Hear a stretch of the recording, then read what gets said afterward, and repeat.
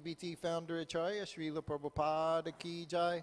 All glories to the assembled devotees. All glories to the assembled devotees. All glories to the assembled devotees. All glories Shri Shri Guru and Gauranga. Glories of Srila Prabhupada.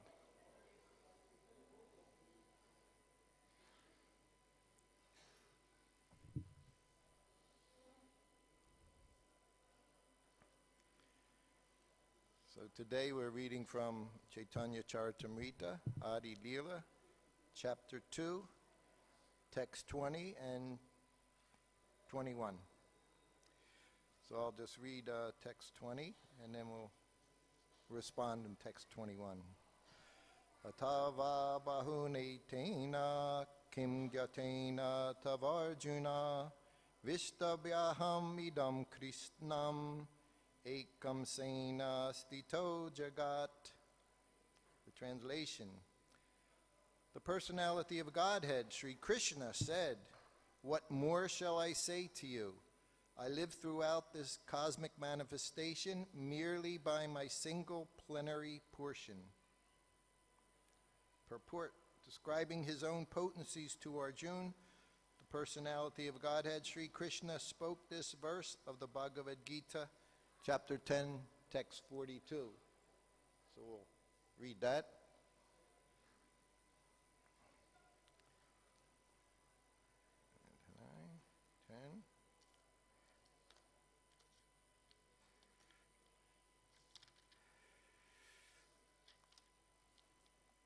In Bhaktivedanta Manor in August 73, Prabhupada had me read so many shlokas from Bhagavad-Gita. Every evening he would speak to the guests coming. Of course, they weren't familiar with Bhagavad-Gita, but nonetheless, Prabhupada had recently gotten this volume, Macmillan edition of Bhagavad-Gita, and he was very, very happy. He was very proud of it. Very proud of in the back, the glossary, the verses in the back. So he was training all of us. When you speak from the law books. This is one of the times when he kept saying every night, these are the law books. These are our law books. This Bhagavad-Gita, Srimad Bhagavatam, Chaitanya Charitamrita. So text 42 is, atha bahunaitena jñātena tavārjuna viṣṭabhyāham idam kṛtsnam ekaãṁśena sthito jagat. By what need is there, Arjuna, for all this detailed knowledge? With a single fragment of myself, I pervade and support this entire universe. Purport by His Divine Grace. The Supreme Lord is represented throughout the entire material universes by His entering into all things as Supersoul. The Lord here tells Arjuna that there is no point in understanding how things exist in their separate opulence and grandeur. He should know that all things are existing due to Krishna's entering them as Supersoul. From Brahma, the most gigantic entity, on down to the smallest ant, all are existing because the Lord has entered each and all and is sustaining them. There is a mission that regularly propounds that worship of any demigod will lead one to the Supreme Personality of Godhead or the supreme goal. But worship of demigods is thoroughly discouraged herein because even the greatest demigods like Brahma and Shiva represent only part of the opulence of the Supreme Lord. He is the origin of everyone born, and no one is greater than him. He is asamurdva, which means that no one is superior to him and no one is equal to him. In the Padma Purana, it is said that one who considers the Supreme Lord Krishna in the same category with demigods, be they even Brahma or Shiva, becomes at once an atheist. If, however, one thoroughly studies the different descriptions of the opulences and expansions of Krishna's energy, then one can understand without any doubt the position of Lord Śrī Kṛṣṇa and can fix his mind in the worship of Krishna without deviation. The Lord is all-pervading by the expansion of his partial representation, the Supersoul, who enters into everything that is. Pure devotees, therefore, concentrate their minds in Krishna consciousness in full devotional service. They are always situated in the transcendental position. Devotional service and worship of Krishna are very clearly indicated in this chapter in verses 8 through 11. That is the way of pure devotional service. How one can attain the highest devotional perfection of association with the Supreme Personality of Godhead has been thoroughly explained in this chapter. Srila Baladev Vijabhushana, a great acharya in disciplic succession from Krishna, concludes his commentary on this chapter by saying, Yat Chakti Lasat Suryadya Bhavantyat Yugra Tejasaha Yadamsena Dritam Vishvam Se Krishno Dasameir Chate. From Lord Krishna's potent energy, even the powerful sun gets its power. And by Krishna's partial expansion, the whole world is maintained. Therefore, Lord Śrī Kṛṣṇa is worshipable. That's the end of the 10th chapter.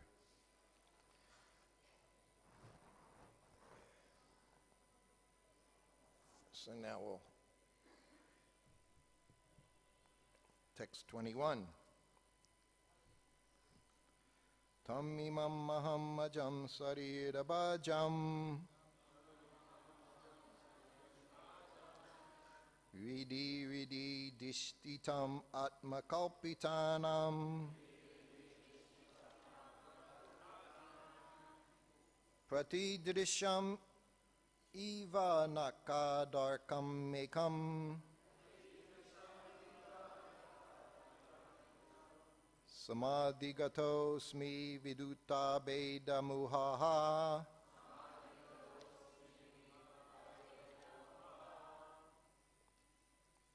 Tamimam mahamajam sarirabhajam Ridi ridi dishtitam atmakalpitanam Pratidrishamiva naikadarkam ekam Samadhigatosmi vidutabhedamohaha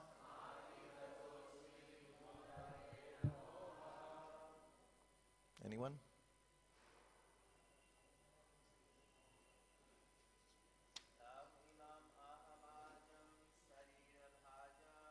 Tam imam mahammajam sarirabhajam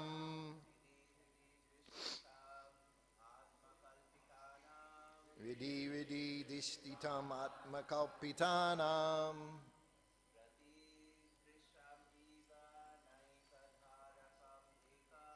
Pratidrisham iva nakadarkam ekam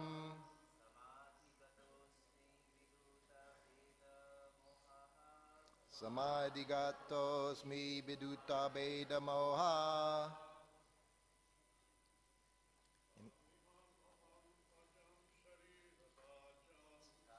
Amidam mahammaji sarirabhajam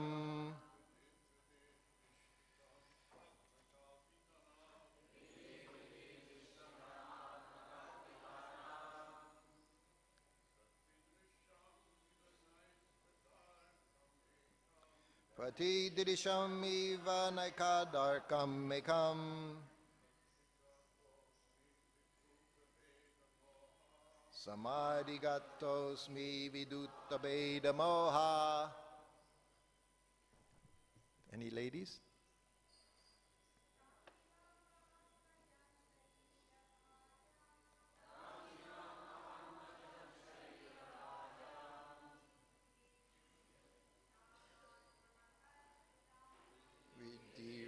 Drishtitam atmakalpitanam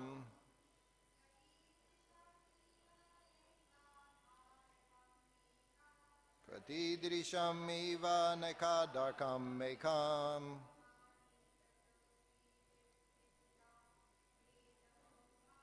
Samadhigatosmi vidutabhedamoha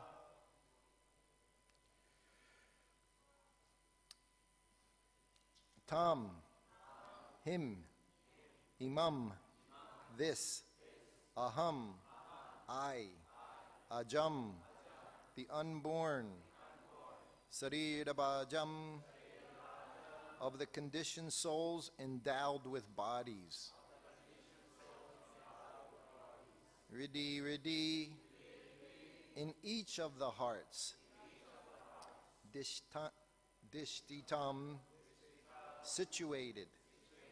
Atma, by themselves. Kopitanam, which are imagined. Pratidrisham, for every eye. Eva, like. Na ekada,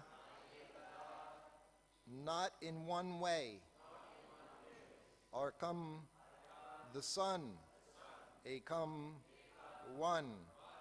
Samadhigataha, one who is obtained. Asmi, I am. Viduta, removed. Vedamohaha, whose misconception of duality. Translation and purport by His Divine Grace Srila Prabhupada. Grandfather Bhishma said, as the one sun appears differently situated to different seers, so also do you, the unborn, appear differently represented as the Paramatma in every living being. But when a seer knows himself to be one of your own servitors, no longer does he maintain such duality. Thus I am now able to comprehend your eternal forms, knowing well the Paramatma to be only your plenary portion. You can repeat. Grandfather Bhishma said, as the one sun appears differently, situated to different seers, so also do you, the unborn, appear differently represented as the Paramatma in every living being. But when a seer knows himself to be one of your own servitors, no longer does he maintain such duality. Thus I am now able to comprehend your eternal forms, knowing well the Paramatma to be only your plenary portion. Purport. This verse from Srimad Bhagavatam, 1st Canto, 9th chapter, text 42, was spoken by Bhishma Dev, the grandfather of the Kurus, when he was lying on a bed of arrows at the last stage of his life. Arjuna, Krishna, and numberless friends, admirers, relatives, and sages had gathered on the scene as Maharaj Yudhisthira took moral and religious instructions from the dying Bhishma. Just as the final moment arrived for him, Bhishma spoke this verse while looking at Lord Krishna. Just as the one sun is the object of vision of many different persons, so the one partial representation of Lord Krishna, who lives in the heart of every living entity as the Paramatma, is variously perceived object. One who comes intimately in touch with Lord Krishna by engaging in his eternal service sees the Supersoul as the localized partial representation of the Supreme Personality of Godhead. Bhishma knew the Supersoul to be a partial expansion of Lord Krishna, whom he understood to be the supreme, unborn, transcendental form. Amagyanatimirandasya gyananjana salakaya chakshul unmilitam jena tasmai Śrī Gurave namaha Sri Chaitanya manobhistam stapitam jena bhutale svaya rupakadamayam dadati swapadandikam Panchakalpa tarubhascha kripa sindhubhya evacha patitanam pavanebhyo vaishnavebhyo namo namaha. Jaya Śrī Kṛṣṇa Chaitanya Prabhu Nityananda Śrī Advaita Gadadhar Sivasari Gaura Bhaktavinda. Hare Krishna, Krishna Krishna, Hare Hare, Hare Rama, Rama Rama, Hare Hare. Hare Krishna. Bhishma Dev, his last words, just before he leaves his body, completely conscious, completely Krishna conscious, able to speak such wonderful verse. I couldn't help it as I was reading it, remembering Maharaj, Kadambakanana Maharaj, who got to be there for the last hour. He was laying there very peacefully, breathing, until he just stopped breathing. There was no anxiety, there was no stress, there was no anxiousness as the breaths were getting further apart. He was completely ready to leave. This is the position of devotee, one who understands super soul, the plenary portion of the Lord, the Supreme Lord Krishna. I was thinking today, it's almost the end of March 1973. Of course, I was with Prabhupada at this, for the whole year of 1973, I traveled with Srila Prabhupada. And at this time, Prabhupada was arranging to go to Bhaktivedanta Manor, but purchase was going through, it wasn't finished yet. So he had been in India for 6 months. He came here in October, mid-October, came here to Vrindavan for Kartik. But then he stayed October, November, December, January, went to Hyderabad, Ahmedabad, Mumbai, Calcutta, Mayapur. And then he was getting ready to go. So he was eager to see Bhaktivedanta Manor, but it wasn't prepared yet. So while he was in Mumbai, Juhu, he got a postcard. And it was a postcard of the Alps. The postcard particularly was in San Moritz area. And it was beautiful. Looked just like, what's it called in the Himalayas, the Valley of Flowers, or something, in a beautiful meadow with all the wildflowers way high up in the mountains, kilometer up in the mountains, 2 kilometers up. Beautiful wildflowers. So Prabhupada was going to go to Johannesburg, Africa, but that was decided not a good idea at the time. It was a lot of disturbances going on at that time in Johannesburg. So he couldn't go to the manor yet. So anyway, devotee had given him this postcard and said, we can stop in Switzerland. We can stay there for 10 days or so. Until they have the manor ready, then we'll go to the manor. And if you saw this postcard, you would immediately say, this is a wonderful idea. It looks beautiful. Green mountains, going big foothills, and then the mountains and snow up the top. And Prabhupada agreed. Yes, we didn't have that. Prabhupada agreed to it. So they left Juhu, about 10-hour flight or so, I guess, 8-hour flight, 9 hours. And we arrive in Zurich, right around this time. I think it was April 1st. But April 1st in Zurich, Switzerland is not springtime. It was winter time. And it was cold, and there was snow on the ground. And of course, there was another motive for going to Zurich at that time, right? Some of you are familiar with why Prabhupada went to Switzerland.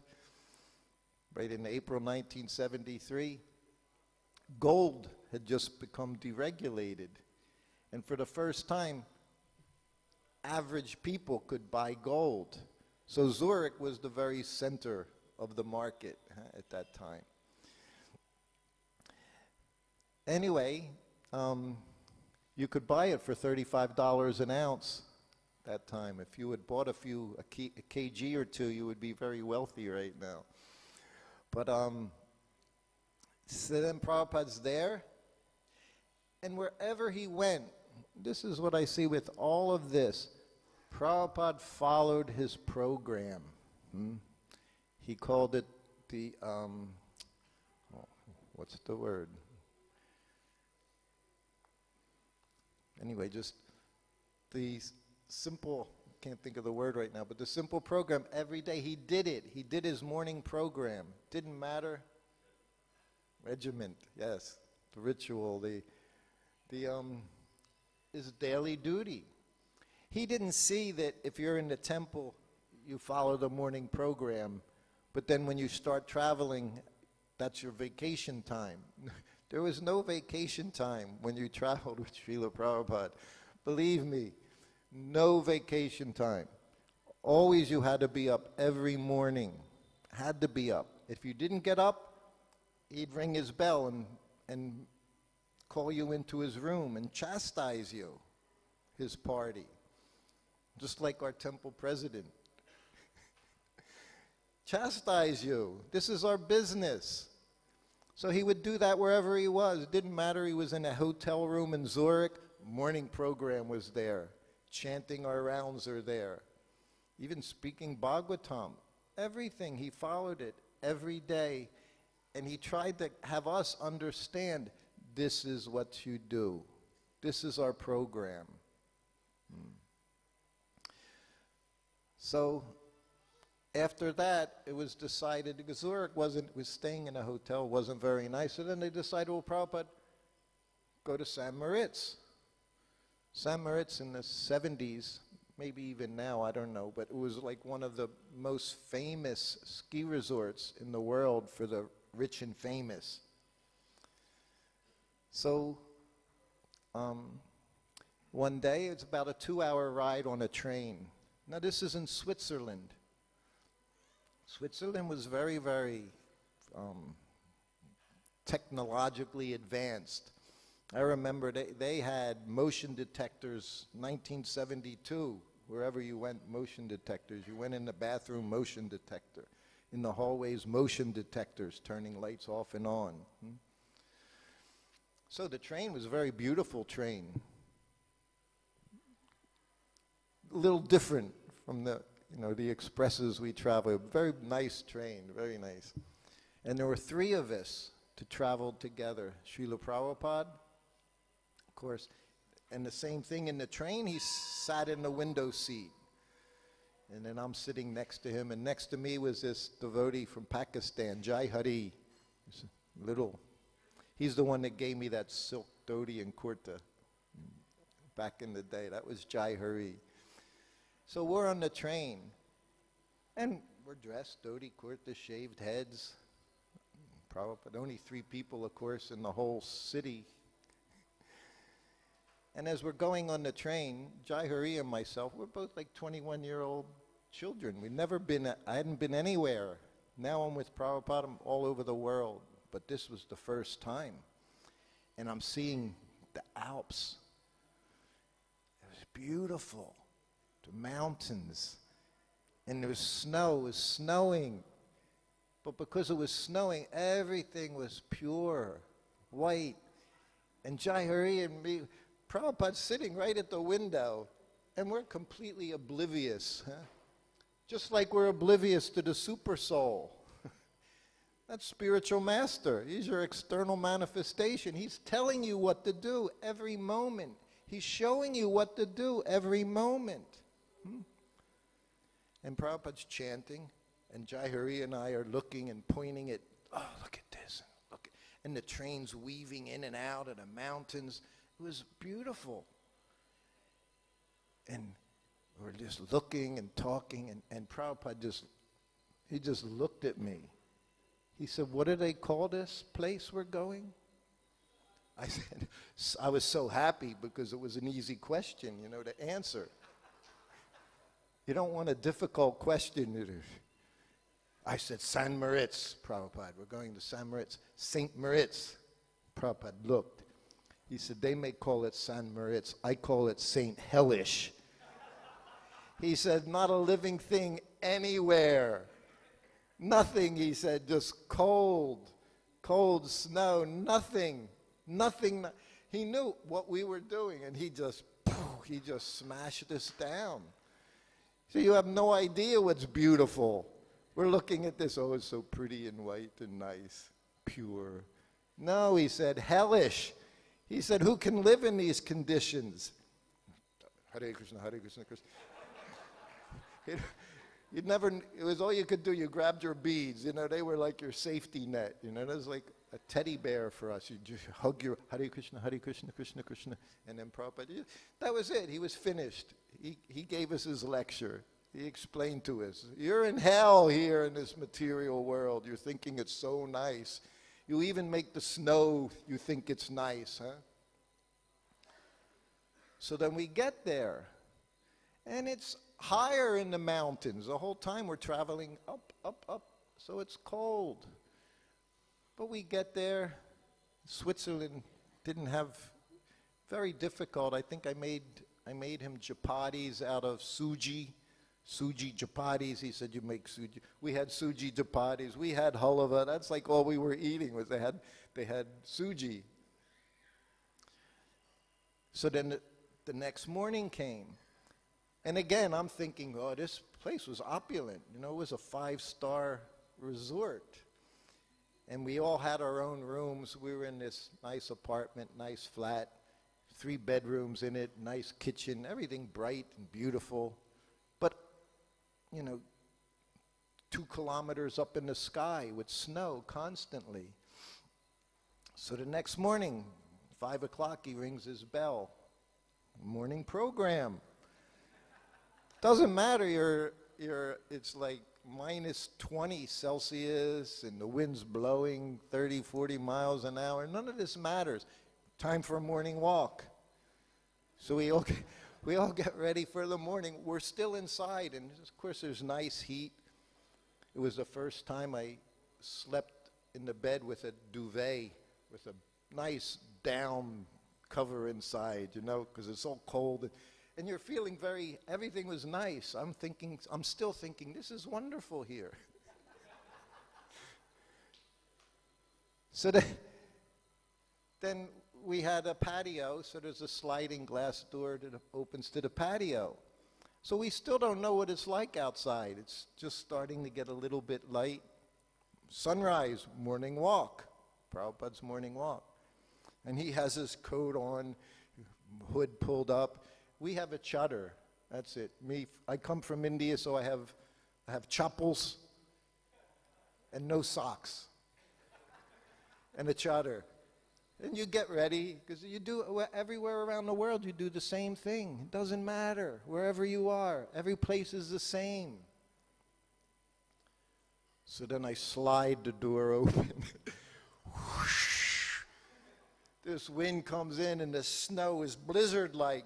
You know, blizzard-like, winds blowing like crazy, and it came in the door, and the snow starts immediately flying in the door, and Prabhupada's eyes got that big, and he went, oh, I shut the door. He said, we'll walk in the hallway this morning. He didn't say no morning walk, which would have been fine by me. No, we're going to walk in the hallway, because every day you do your duty. Every day, doesn't matter what's going on outside, you have to perform your duty. So then, Prabhupada, Pradyumna, and myself were walking up and down this long hallway, corridor, with the elevator. It was maybe 3 stories, but it was very long. But it was Switzerland, and they had motion detector lights. So if you were walking, the lights would stay on, but then sometimes they would go off, and they had buttons on the wall. Every now and then, every 10 meters or so, there'd be another button. So as we're walking, and Prabhupada's chanting, quiet, and we're chanting, and Pradyumna and I are chanting, and Prabhupada were walking, and every time I would see a button, I'd push it to keep the lights on. And we're walking back, and Prabhupada has his cane, and we're just walking back and forth, and After about 10 minutes, Pradyumna, I have work to do. I'm not sure what he had, but he decided he couldn't walk anymore with us, Prabhupada and I. What you wouldn't give, huh, for a 5-minute walk with Srila Prabhupada. And Prabhupada and Pradyumna left. So now it's Prabhupada and myself walking back and forth. Just next to him. Super soul. We're walking and walking, and he looks at me. He said, "This cold's giving me an appetite." He said, "So they have suji." Yes, you can make halava for breakfast. He said, "When it's cold," he said, "your appetite increases." I said, "Well, after the walk, or should I go now?" He said, "You can go." I said, "Yes, Prabhupada." So now he's by himself. We didn't leave Prabhupada by himself on walks. So now he's walking by himself, and I go in the room. Pradyumna's right on the other side of the door. And he says, "What's going?" I said, "Prabhupada wants halava." And then I thought, who's going to turn the lights on? You know, Prabhupada with his cane. Yeah, he doesn't know what's going on. Who's going to turn the lights on? So I'm at the door. So we opened the door, and Pradyumna and I, and this is classic being around Prabhupada. If you weren't with him, you were at some doorway watching him. Just watching him. Just see how he moves his hand. See what he does in his bead bag. See if he talks, if you can hear something. So now we're watching him, and he's walking. And he has his cane, he's using his cane. And he comes up to one of the things, and he sticks his cane out, pushes the button. And he kept walking, and I thought, Prabhupada just knew everything, you know. Like, we didn't think he couldn't figure out how to use the dictaphone machine. He was expert on that microphone with the switch. You can see it in his room here.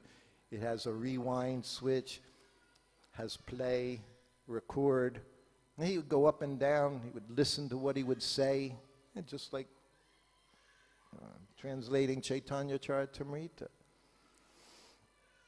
So anyway, then I went in, I cooked him his halava. He had halava, there was no fruits. Switzerland, in the freezing weather. But he had halava that morning. So he didn't stay the 10 days, of course. And the manor wasn't ready. So he went to America. He went to New York for a few days.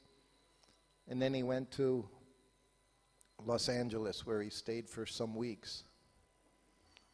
And that's where he started translating Chaitanya Charitamrita. Was in New York, Los Angeles, USA. It was right then in April. I've told that story, how he started. I was his servant. I had been his servant for 8 months.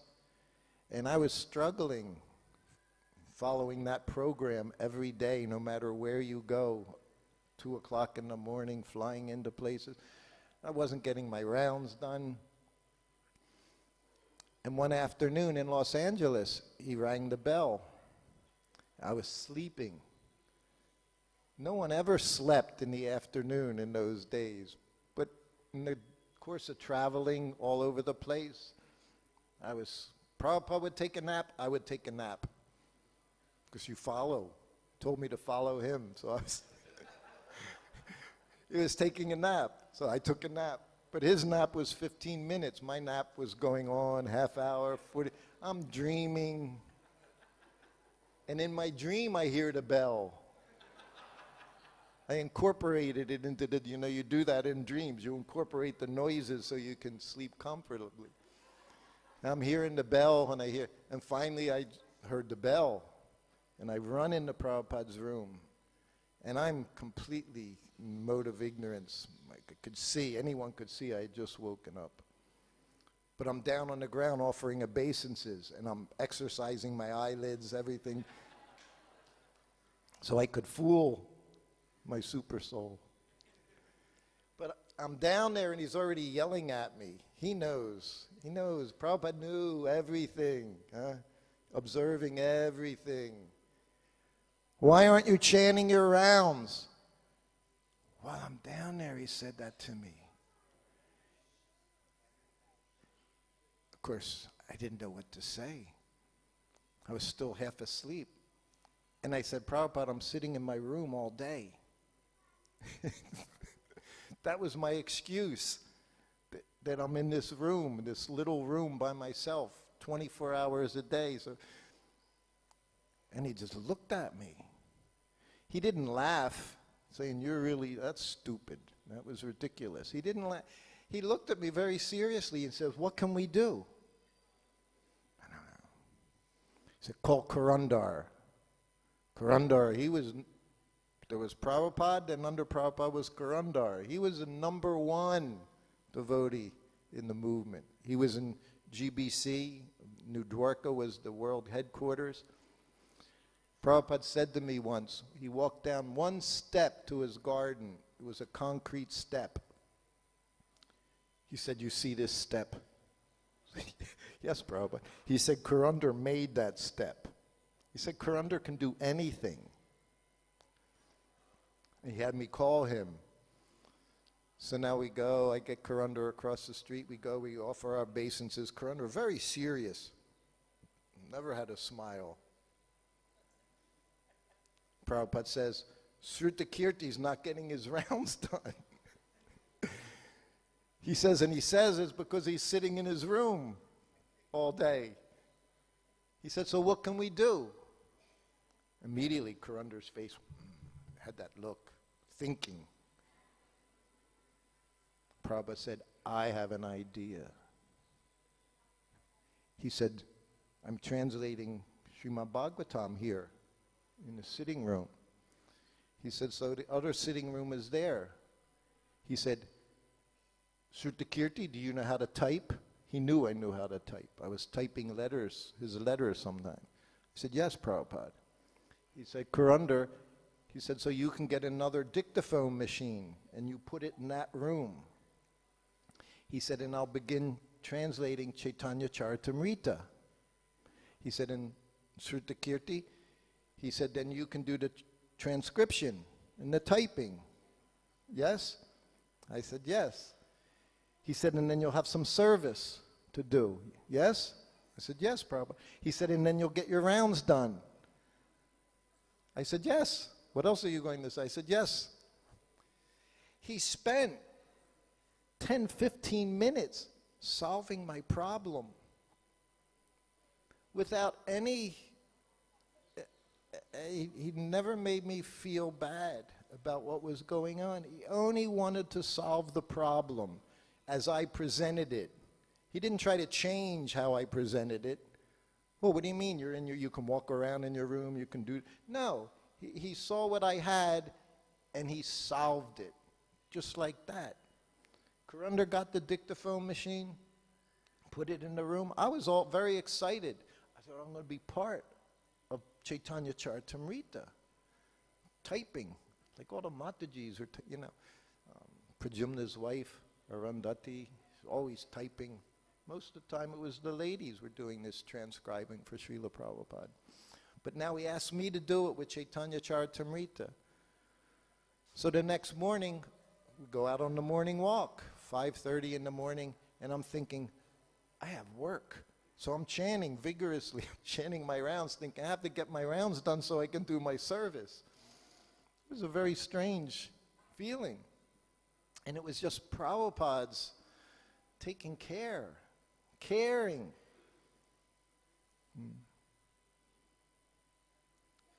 So then came back from the morning walk. I checked before the morning walk because he translates 1 o'clock in the morning, 2 o'clock in the morning, 3 o'clock in the morning. He's doing this. And I see the tape on that Grundig.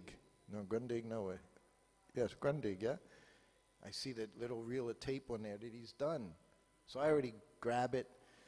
I can't wait to get back. And they're greeting the deities, class, breakfast. And then I do my thing. I have my rounds finished. The next morning, there was no tape in there. The next morning, no tape in there. But I was chanting 16 rounds a day again. just because he cared.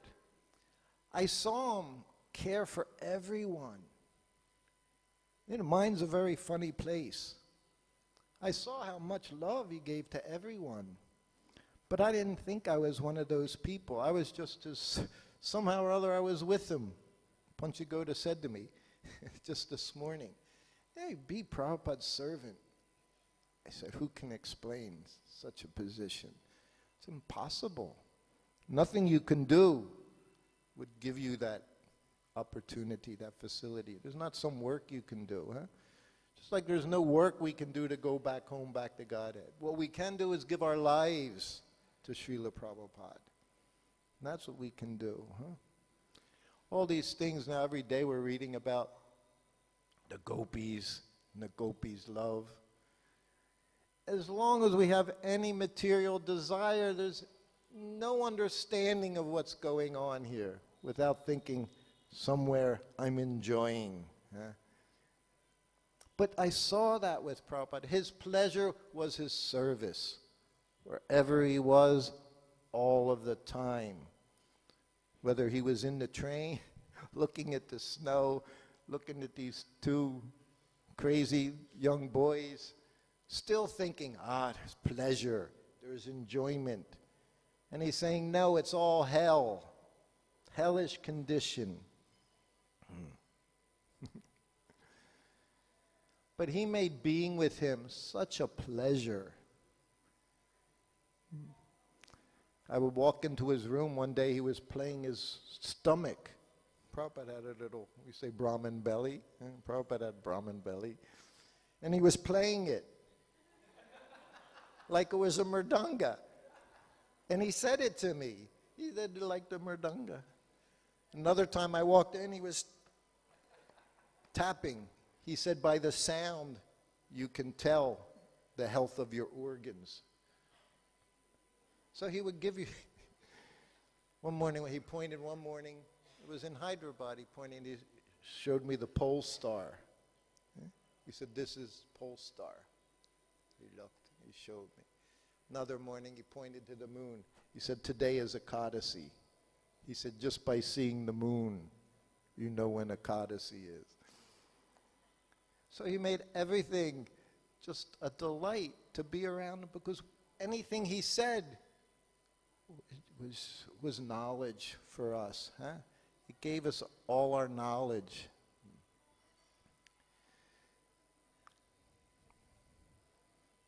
So that's how we started Chaitanya Charitamrita. That was April. So now we go back to the manor. Finally, he goes to the manor. It's September. April, May, June, July, August, September. And one day in the mail, he gets the very first book of Chaitanya Charitamrita. It was called Lord Chaitanya in 5 features. It was a paperback book, and it was, I don't know how many chapters it was of the first chapter of Adi Leela. And of course, when he received any book, Prabhupada's ecstasy just increased. And there's a series of pictures. You can see Prabhupada on the lawn at the manor. Sometimes you'll see me holding a book. He had me read the entire book to him, one day after the next. Every afternoon, the sun was shining at that time in England. It was beautiful weather, which was doesn't happen often. You have sunny days, one after another. So we'd sit on that lawn every afternoon. Anyone could come and sit down. And Prabhupada would sit there, and he'd always say, read. That's all he would say, read. Just hearing. And I would read. And then the one day he said to one of the Indian guests, just see. He pronounces Bengali so nicely. He said he doesn't know one word of Bengali. That was the compliment. He doesn't know any Bengali, but he's saying it so nicely, because I was reading, of course, the transliterations. But he was happy. He was very happy when he saw his disciples reading his books. If he would find you somewhere in a corner reading, he'd become very happy. Because he knew reading. We would say back in the early days, we would say there are two kinds of devotees, bookworm and an earthworm. You know the difference. The bookworm and the earthworm, he's always working. Back in the New Vrindavan, we were told all the time, you're earthworms. We didn't get to read. I would read while everyone ate lunch. That's how our reading would go on. During prasadam time, I was designated reader at that time. But this was Prabhupada's program. And especially these classes.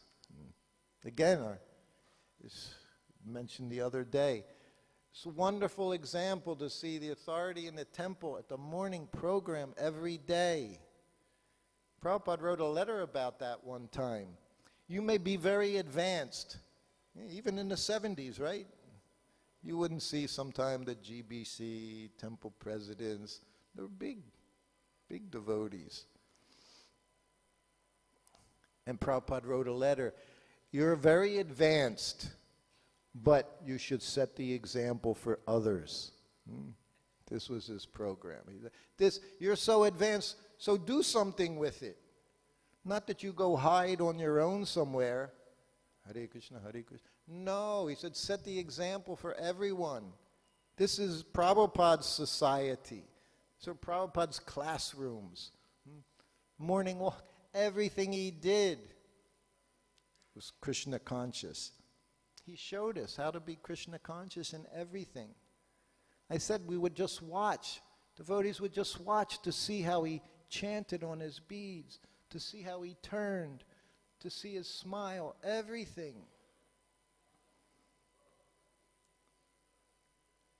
It was very wonderful. Everyone that was there, Prabhupada made thousands of devotees, and they would all do anything for him. Like he said, and he would do anything. Most important thing we can give to Prabhupada is our loyalty. He said, they asked me what the quality of Prabhupada. All the qualities are wonderful. Which one I appreciate the most? And it vacillates. Sometimes I'll just say his sense of humor. To see a devotee that can laugh and smile, that's also very wonderful. And that I appreciated. But his loyalty to his disciples. Once that devotee was here in India, in Calcutta, and he was smoking ganja. It happens. And they told Prabhupada, one of his Western disciples, Prabhupada, he's smoking ganja. Prabhupada said, you tell him he continues to smoke, I reject him. Yes, Prabhupada. And then Tamal Krishna said, Prabhupada, is it true? He said, if he smokes, you're going to reject him? Prabhupada said, no. He said, I cannot reject anyone. He said, I can't reject anyone. 1 time, 2 times, 3 times, doesn't matter. Always take you back. This is loyalty. When we did our dandavats in front of him, taking initiation, we made a vow. He also made a vow. Goes both ways. He made the vow. Not just that you say, I'm taking initiation from Prabhupada. No. He also has to say, I accept you. And then he makes a vow to take you back home, back to Godhead. He said, but don't make it difficult for me. Don't make me come back. That's loyalty. Even I have to come back, I'm going to come back because I made that arrangement. I made that vow. And we also made that vow. We can walk away if we're foolish enough to think there's something better somewhere else. There's somewhere else I can go. I told you, I was trained. I was trained never to leave my room. That's what I said. I'm in my room all day, Prabhupada. He didn't say, okay, leave, go out, I'll give you 1 hour a day. You can go walk around, go to the mall, go do this. No, he didn't say that. Fine, you're in your room, you're supposed to be. He said to me, I'm in my room all day. He said, you're in your room all day. That's how he responded when I said, I'm sitting in my room all day. He said, I'm sitting in my room all day, you're sitting in your room. Like we're the same. He said it to me like, what's the difference? We're both sitting in our room. He said, and every morning we go out on the morning walk together. So he's saying, you and I were doing the same thing, and then we come back, what's your problem? I said, Prabhupada, you're Haridas Thakur. I said, who am I sitting in this room? So then he made arrangement. I have to give this boy something to do. He's banging his head against the wall in his room, doesn't know what to do. But he stayed in that room. That much I did. Here I stayed in the room. Everywhere I stayed in the room 24 hours a day, because that was my service. He said, no Mangal Artik. I went to Mangal Artik. He yelled at me for going to Mangal Artik. You have no business going to Mangal Artik.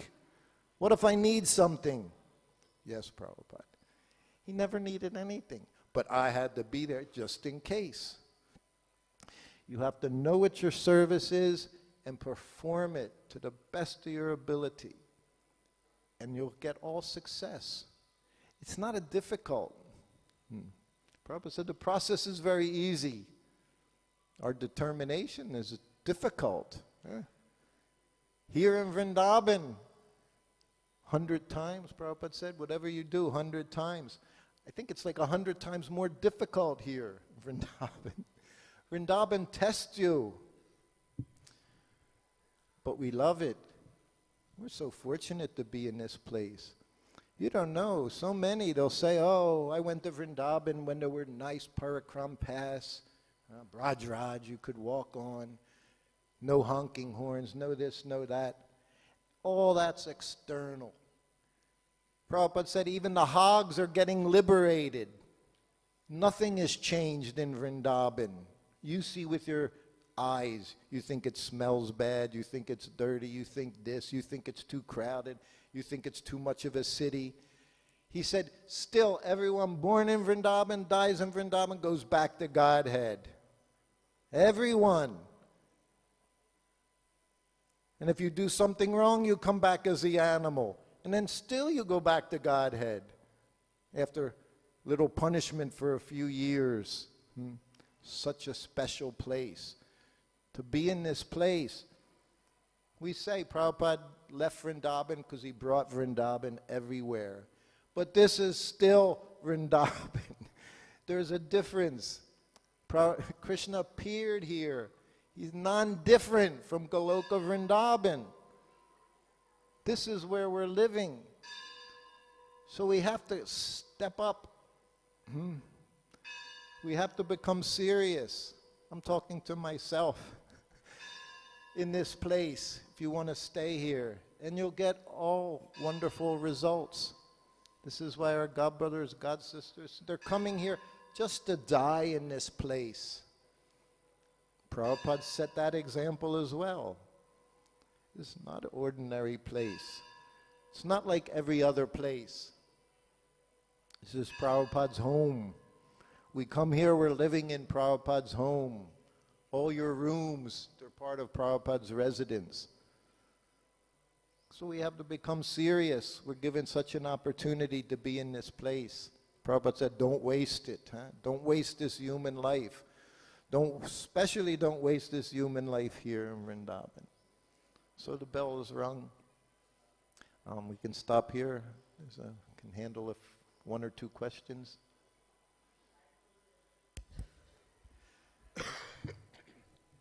So the Chaitanya Charitamrita that Prabhupada was translating, was that the condensed, the teachings of Lord Chaitanya, or was it the actual Chaitanya Charitamrita? It was Chaitanya Charitamrita. And then from that, they put together Bengali, the 5 yeah, features. so that was, Lord Chaitanya in 5 features is part of the Chaitanya Charitamrita. It was the first chapters. They wanted to put something out very quickly because Prabhupada, he always wanted to see the results. We say we're not attached to results, but Prabhupada always wanted to see the results. He's working so hard, he said. I'm working so hard. Where are the books? Why aren't they coming out? We know, right? 17, we all know the history, the story. 17 volumes. They were behind. So Prabhupada wasn't pleased. That's our business, to please Srila Prabhupada. If you can please Srila Prabhupada, everything is taken care of. But even that pleasure has different levels, you know. He's happy. Just chant Hare Krishna, be happy. He says that as well. He said that to me as well. But when I told him I wanted to leave, he wasn't happy. He didn't say just chant Hare Krishna, be happy. He said, I don't like to change my servants. So then what do you say? He doesn't say, no, don't leave, because he already knows what you're going to do. So he doesn't allow you to make a greater offense. It's already an offense. You're offending. He said, I don't like to change my servants. Imagine the audacity. I said, Prabhupada, I want to preach. He knew that was a lie. Good line. He said, my preaching's not good enough. Imagine, he wants you to do your service, whatever it is. I wasn't a book distributor. I wasn't selling hundreds of books a day. But my service was important. He was distributing tens of thousands of books every day. They were all his books going out. He was putting them out there. What business did I have thinking I could do something better? You just find your spot, do your service. So that's our business. There.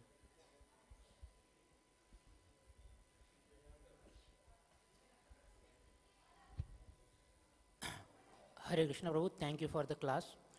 Quick question. You said Prabhupada's quality of loyalty. You know, so the spiritual master goes back to Godhead, right? And let's say, I mean, a good disciple will also go, but let's say a disciple is not able to go. You know, and he is in this, let's say, higher planets or whatever. So how does the spiritual master then comes back? Like, does he expand or something like that, or does he send one of his representatives? How does that work? I haven't had the opportunity to know, but they definitely can expand. It can be in more than one place at a time. Prabhupada says that the devotee, he can be in different places, so he can expand. He can do it through another person. He can come in a dream. Not that he's going to be walking side by side holding your hand the whole time, but he'll knock you on your head, try to knock some sense into you. So those things will come. Even within this life it happens sometimes, you know, and you get so he can come in any number of ways. But he says he does make the point, don't make me come back. So he's always encouraging, to get your business done and get out of here. That's devotee. And that's why you read. That's why it's important to read. The more you read, the more you'll understand. Krishna is the Supreme Personality. I'm his servant. If I want to be happy, just serve. Do your service. Yeah. Thank you, Prabhu. Okay.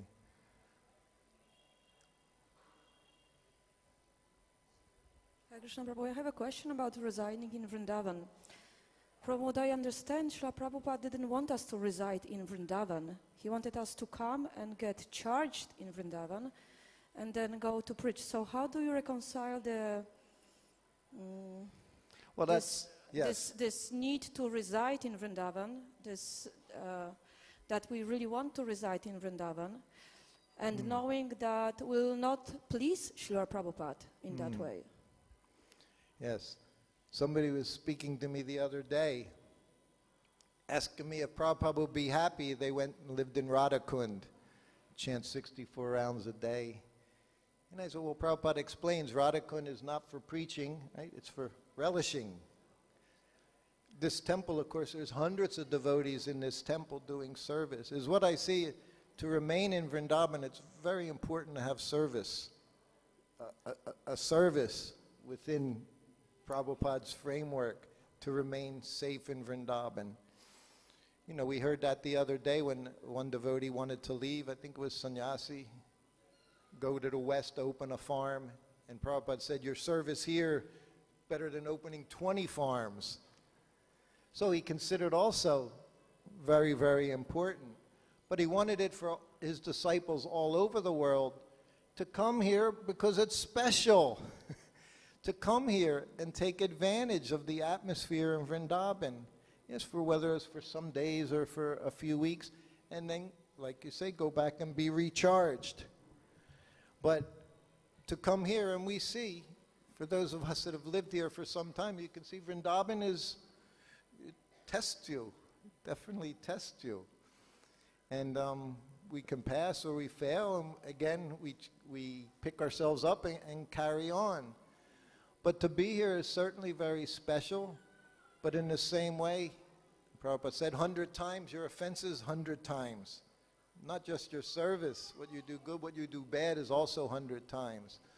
So, you know, we can get our knocks here, but those somehow or other, and he did say also retirement in Vrindavan.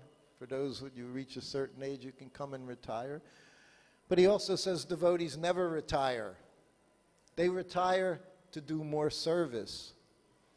So everything revolves around following and doing service, you know, for protection, and to always pray for protection. Karbajan, you can be the last.